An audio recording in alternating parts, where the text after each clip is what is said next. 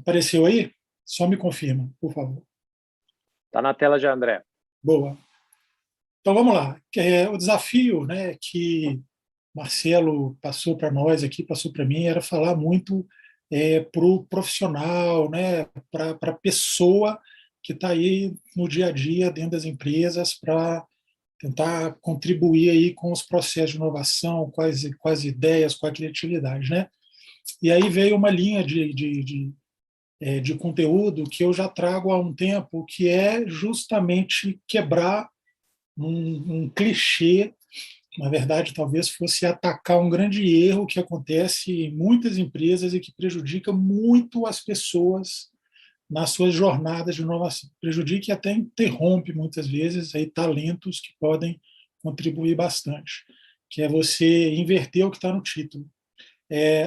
Já tem um bom tempo, mesmo antes de pandemia, a inovação ela está sempre ali rodeando, rondando as empresas, rondando os empreendedores. Tecnologia e inovação não é a mesma coisa, né?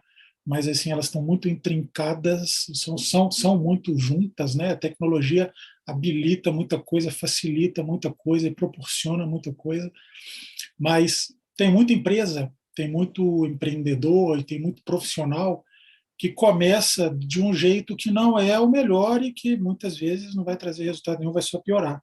Que é justamente contratando tecnologia, que é procurando os melhores treinamentos, procurando consultoria, procurando apoios externos, sendo que os próprios profissionais eles não têm o perfil, eles não têm as competências, habilidades e atitudes para construir essas inovações. Então, acabam construindo processos artificiais, processos de muletas que vão embora assim que um contrato acaba construindo situações que não são introjetadas no seu dia a dia profissional.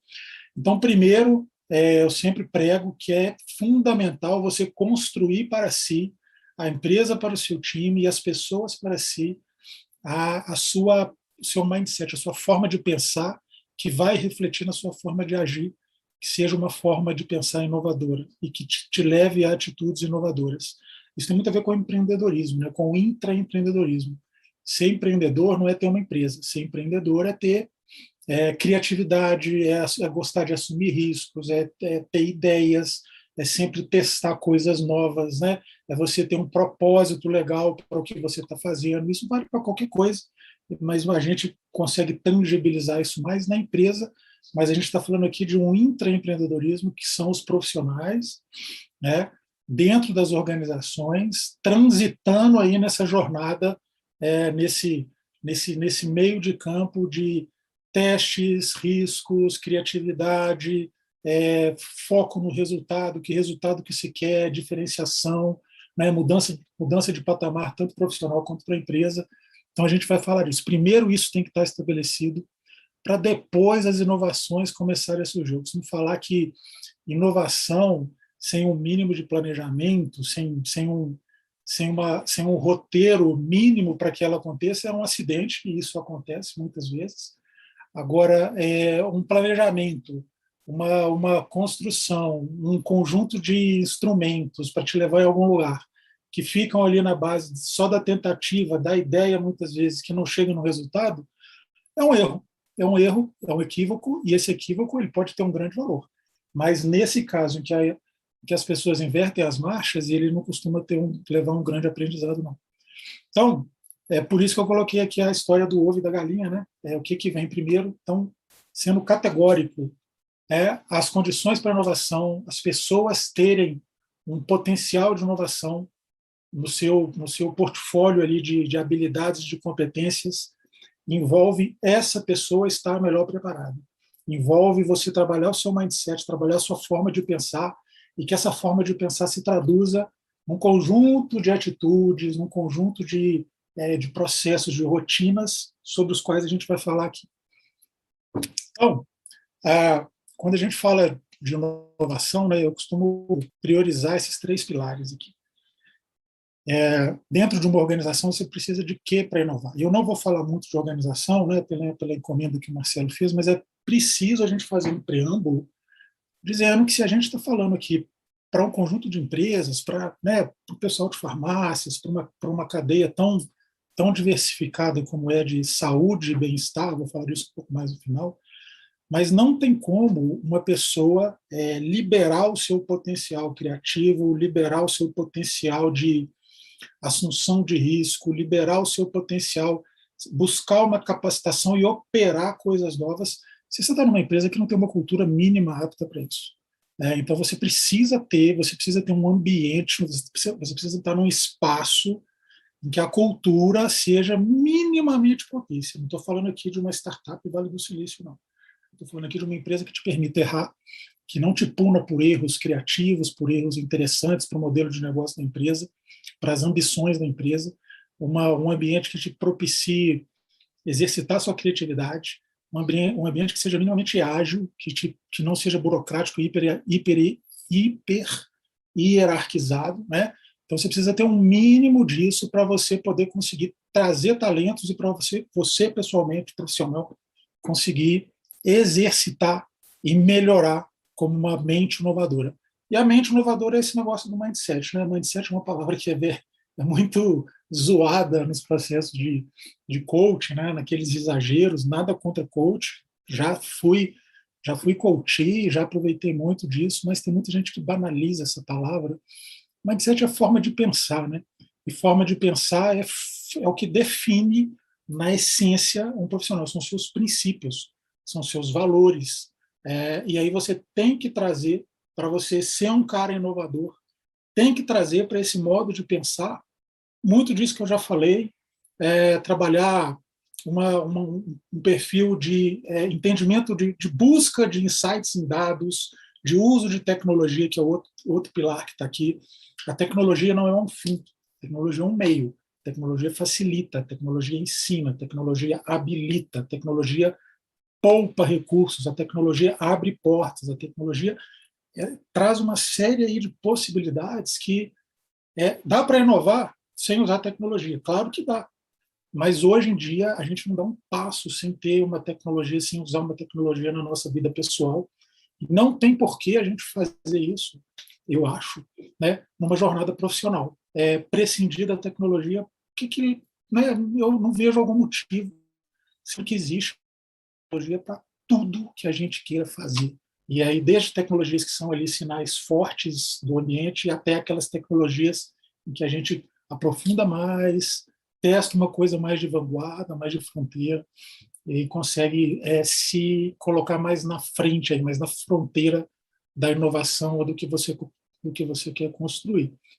Então, foquem bem esses três pilares. A cultura, seria o mindset da pessoa jurídica, seria a forma como a pessoa jurídica, a forma como aquele time, aquela coletividade responde aos desafios que são impostos, responde naturalmente.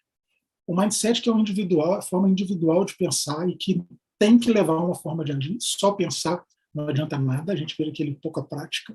E a tecnologia como um fator habilitador, impulsionador e destravador de quase tudo que a gente tem aí na busca de melhorias e inovações. Também fazendo um parêntese, vamos dividir as inovações, são basicamente três tipos, né? Você tem aquela super inovação que muda um mercado, que é uma inovação que é praticamente ali está nas empresas de tecnologia, está nas startups, é um iFood da vida, é uma Uber da vida, tá? São as redes sociais, no Facebook, no Instagram, isso muda mercados. Você tem, do outro lado, as inovações que mudam, que são incrementais, que mudam alguma coisinha mais pontual, mas elas não levam a empresa, não fazem uma empresa mudar de patamar, mas elas são interessantes se são feitas em série e se são feitas dentro de uma cultura moldada para isso, que se inova todo dia, de pouquinho em pouquinho.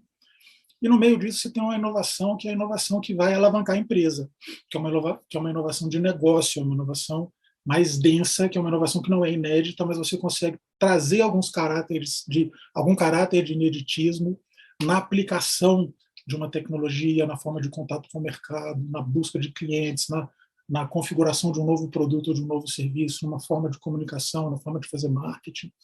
Então, essa disruptiva, não é do dia a dia de 99,9% das empresas. Elas vão ser usuárias naquele segundo nível de inovação.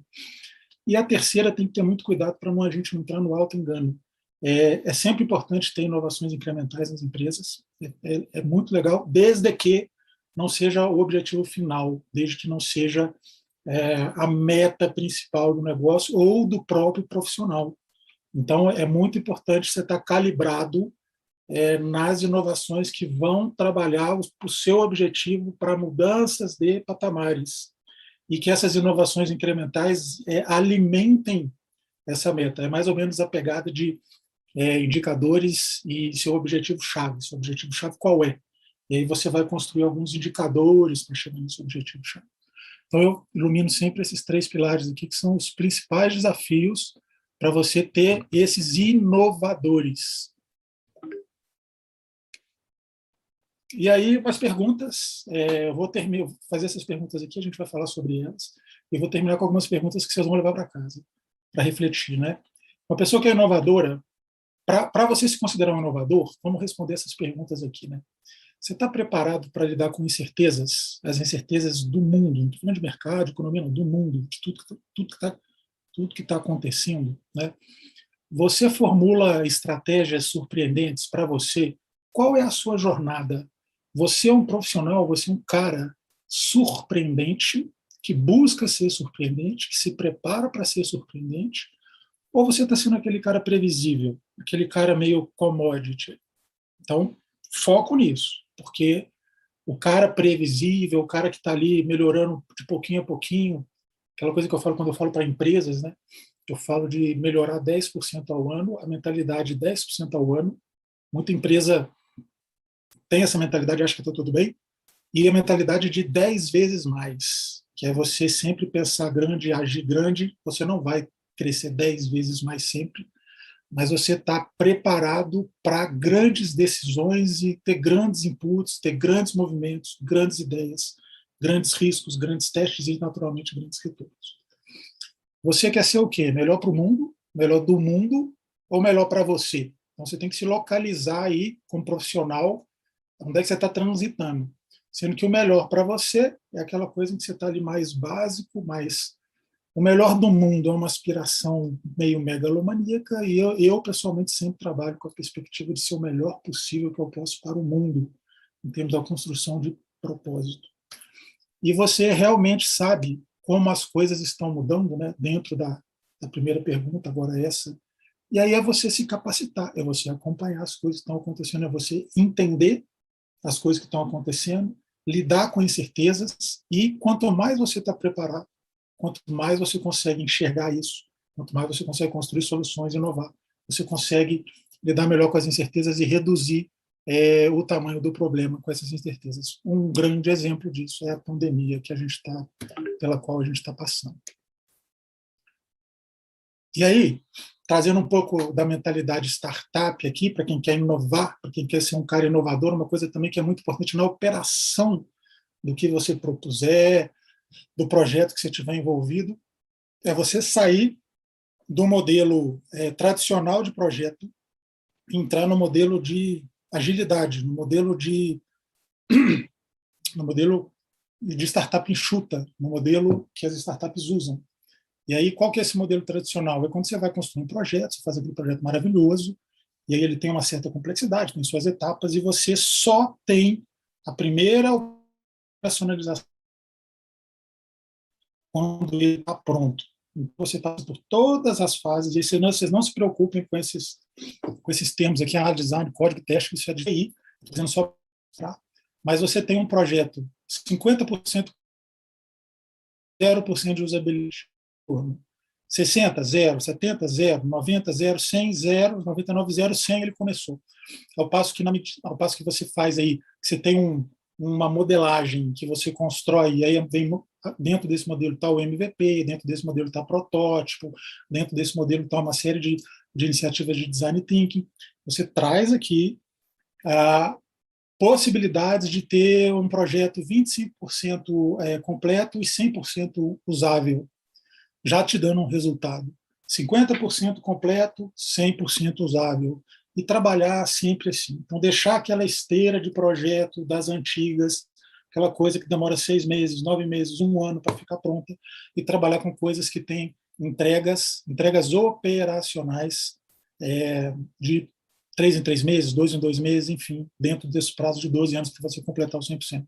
Isso é muito importante para você conseguir explodir a sua capacidade de inovar. Na forma tradicional, você vai ficar escondido até esse projeto ir para a rua, até esse projeto, essa iniciativa começar a funcionar.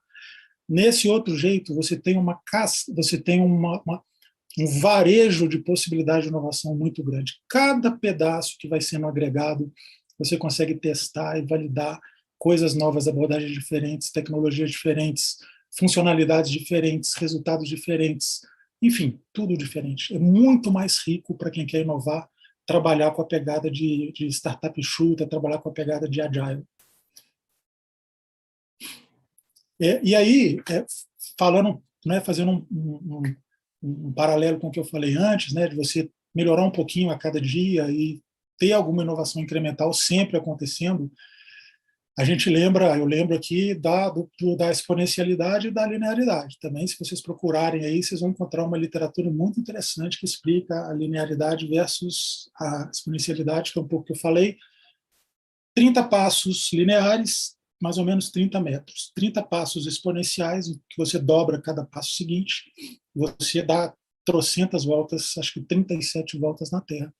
E aí tem um exemplo mais legal ainda, que é o seguinte: se você investir 1 centavo hoje,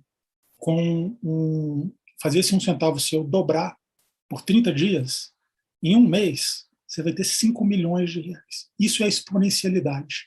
Isso é o que as startups praticam em termos de mindset, objeto, modelo de negócio e intenção de impacto no mercado.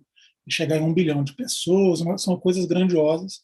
A maioria delas não chega, mas grande parte delas, uma parte importante, essas unicórnios que a gente vê aí todo dia, o Brasil está cheio delas, né, consegue impactar aí milhões e milhões e milhões de pessoas com suas inovações, com seus modelos de negócio. Então, pensem sempre, se a gente melhorar 1% a cada dia, na pior das hipóteses, depois de um ano, eu estou 4 vezes melhor. Eu tenho um resultado 400% maior, com um incremento de 1% a cada dia. Aquela velha filosofia. Mas não se contente, você vai ter que estar com o seu radar ligado sempre para entender o mercado, para ver aquelas ameaças e riscos que a gente falou antes, para saber isso é suficiente para você se manter, para sua empresa se manter, para você se manter como um profissional e para sua empresa se manter no mercado em que ela está. A velocidade é essa. E aí falo muito também sempre de uma coisa que é dificílima, porque ela pega no ego, ela pega a vaidade da pessoa, ela pega a zona de conforto, ela pega a defesa da pessoa. Todo mundo gosta de aprender e reaprender, né? Aí isso é básico. Quem fala que não gosta de aprender nada, acho que é praticamente um ET. Mas e desaprender, e jogar fora seus ativos, e jogar fora alguma coisa que você tem ali no seu acervo de intelecto, de carreira, de currículo, que não vale mais para o momento que você está hoje. Ela, claro que vale mais para você em alguma questão interna, de experiência, de network, alguma conquista sua em termos de habilidades, competências e atitude que você teve num ponto passado da sua jornada. Mas avalia bem, seja muito franco consigo mesmo, para você conseguir se descolar de coisas que não são aplicáveis de hoje para o futuro. E isso tem muito a ver com inovação. Se você está usando ferramentas do passado, assets do passado, ativos do passado, tenha certeza de que eles cabem no que você está projetando para o seu futuro. Então, às vezes é importante desaprender mercados muito acelerados, tipo hoje mercado bancário, mercado de cartão de crédito, o mercado de soluções financeiras, mercado das fintechs hoje, empréstimo, cartão, conta bancária, investimento. O que mais se vê hoje é você ter que abrir mão de uma série de ativos seus, porque eles não cabem no que está vindo pelo futuro. Entendem? Então, vocês avaliem bem dentro do mercado aqui, dentro da cadeia de valor, de saúde, bem-estar, né, que as farmácias estão, tem que avaliar sempre se o que foi construído vale para frente. E aí tem essa coisa que é do RH, né, que as competências de uma pessoa são a soma dos seus conhecimentos, habilidades e atitudes. A soma. Conhecimentos, mais habilidades, mais atitudes. Conhecimento é você saber fazer, você estudou, você sabe fazer teoricamente alguma coisa. Habilidade é você ter feito aquela coisa, você conseguiu fazer e você tem habilidade para fazer. E atitude é você querer fazer aquilo. Então, vamos sempre. Eu mudei isso aí, eu mudei essa operação para assim: conhecimentos mais habilidades, entre parênteses, são alavancados pelas atitudes. A atitude não soma, a atitude multiplica. Uma pessoa com muita gana, uma pessoa com garra, uma pessoa com vontade, uma pessoa inovadora, uma pessoa criativa, uma pessoa que gosta de riscos, ela consegue chegar a resultados muito melhores do que uma pessoa que está pensando ali linearmente, uma pessoa que está pensando na soma. E aí eu ainda coloquei aqui um colchete entre tudo, para colocar um coraçãozinho ali, porque é o seguinte, é aquela história se você ama o que você está fazendo, você ainda consegue alavancar muito mais isso que está sendo proposto, isso no que você está envolvido. Então, conhecimento mais habilidades alavancado pela atitude e conhecimento mais habilidades e atitude, conhecimento, habilidades e atitudes alavancados pelo amor, cara, uma equação fantástica. E por outro lado também, às vezes você não ama o que você faz, mas você não pode deixar de fazer aquilo de forma competente, de forma valorosa, de forma engajada. Isso é uma questão de profissionalismo. É óbvio que eu não estou dizendo aqui de situações extremas de que a pessoa adoece trabalhando, que o ambiente de trabalho dela é podre, de que ela tem uma liderança tóxica, enfim, não estou falando disso, estou falando de condições normais para a depressão, né? O olho da pessoa não brilha, não tem aquele amor, mas ela pode construir situações de ganho profissional a partir dessas missões, a partir dessas inovações, a partir do seu posicionamento profissional dentro daquele negócio. Então, esse conjunto aqui, lembre sempre disso. O mais, minha opinião, atitude, conhecimento você ensina. Habilidade, você bota para fazer e em algum momento você perde um tempo explicando para a pessoa como é que faz, vendo como é que ela faz. Agora, a atitude você não ensina, não. A atitude ou é uma pessoa engajada de verdade, ou é uma pessoa que vai trabalhar na base da autoridade, dá aquele trabalho todo, na base da hierarquia. Então, a atitude aqui é o mais importante e ela multiplica o resto. Beleza? E aí a sua pergunta, né? As suas perguntas, para saber também, vamos fazer umas provocações, tipo, a condição que você tem de ser uma pessoa inovadora, a condição que você tem de ser uma pessoa, o estágio em que você está na construção de um mindset inovador. Você tem pessoas que são consideradas aflitas, as pessoas que estão sempre perguntando assim, o que aconteceu? São aquelas pessoas que estão atrasadas, as pessoas que estão sofrendo os impactos do ambiente o tempo todo. Você tem a pessoa que está perguntando o que está acontecendo. Aquela pessoa ajustada, aquela pessoa ali que está é a grande média, vamos dizer assim, da pirâmide, o grande meio da pirâmide. E aí você começa a tentar a entrar aí na pegada da inovação, da visualização de futuro, dos sinais fortes e fracos, da prospecção de problemas, na construção de metas interessantes, quando você começa a se perguntar o que vai acontecer, e você pode começar a se preparar e a se empoderar e a se armar para isso. E o melhor dos mundos é o seguinte, é você perguntar o que queremos que aconteça. Aí são as pessoas ativadoras. Aí são aquelas pessoas que estão na fronteira dos desafios, né? As pessoas que querem modelar o que vai acontecer naquele ambiente dela ali. E aí isso pode acontecer numa empresa de bairro, isso pode acontecer numa empresa que tem as condições de impactar na economia, num grande mercado, ou na própria economia de um país, na própria economia de uma região. Então aí a gente está falando daquela inovação porrada, aquela inovação de arrebentar a boca do balão, aquele perfil de inovador, né? E aí, caminhando para o final, pessoal, eu falei com o Marcelo antes da minha dificuldade de falar em 20 minutos, vamos lá. E aí, para você construir essas interações, para você testar, para você pensar no que fazer, nas escolhas que você tem que fazer, meçam sempre a habilidade, risco e complexidade. A habilidade que você tem, a complexidade do que é para se fazer e o risco envolvido. Isso vai te dar o olhar do esforço que você vai ter que investir.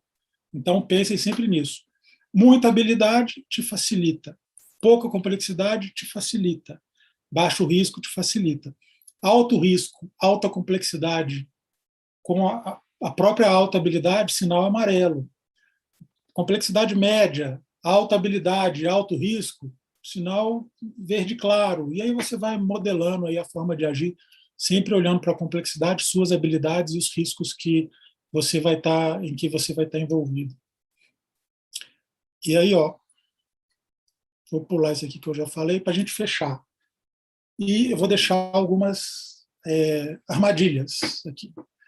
Quem está inovando, quem quer inovar, seja uma organização, seja uma pessoa, construindo ali seu portfólio operacional, seu atitudinal, seu mindset.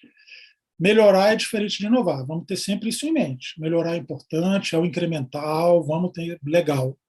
Agora, a inovação de verdade para mudar o patamar em que você está envolvido, ela é diferente desse conjunto de melhorias. Você pode ter 1 milhão de pequenas inovações incrementais. Elas não vão mudar a sua empresa de patamar e talvez elas não vão mudar você de patamar profissional. Cuidado com a punição pela recompensa. Isso é muito comum nas empresas. E estudo aqui, pessoal, já vivenciei, tá? Cuidado com a punição pela recompensa. Às vezes você vai recompensar as pessoas que estão vindo de um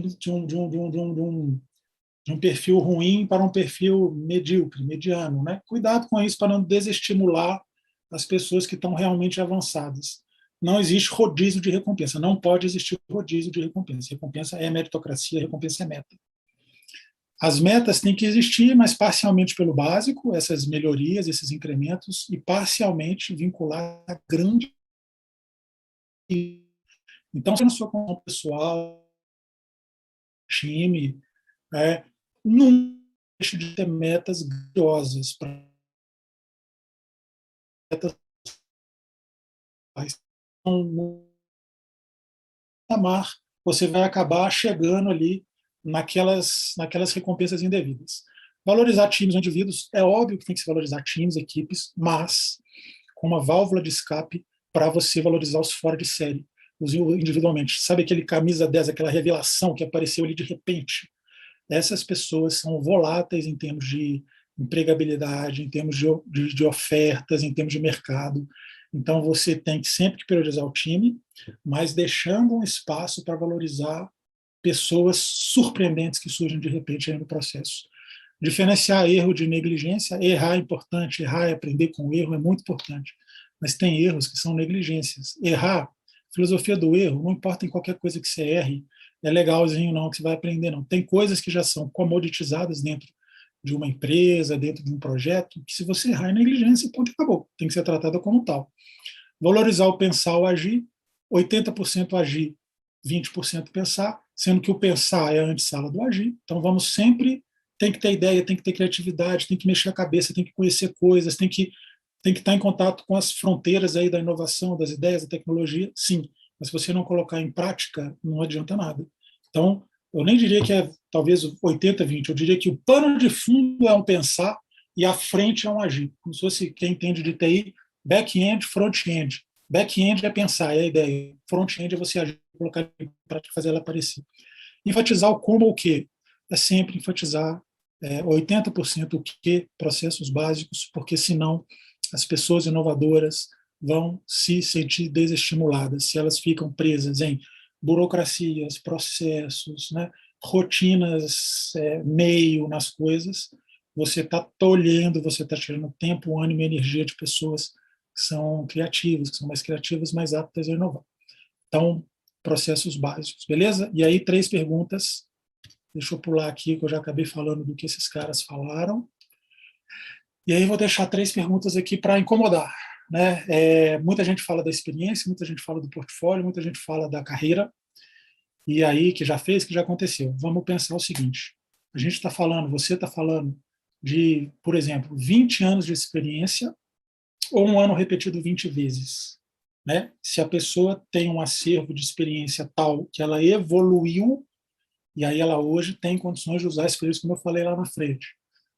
Você está planejando o futuro com ferramentas do passado? É muito importante estar ligado nisso. o que tem de tecnologia, o que tem de formatos, o que tem de modelagens, o que tem de técnicas para você fazer as coisas de uma maneira muito mais assertiva, eficiente, né? Linkada com o mercado, linkada com testes, com aprendizados, não está no gibi. Seus hábitos e habilidades atuais vão te levar para o futuro desejado? Você, como profissional, quer ser um cara inovador, acha que está sendo, você está construindo aquele acervo de conhecimentos, habilidades e atitudes para você chegar lá? Então, isso é muito importante. Muita gente se engana ali porque participou de um monte de curso, muita gente se engana porque tem uma jornada, tem uma carreira, tem um currículo, né?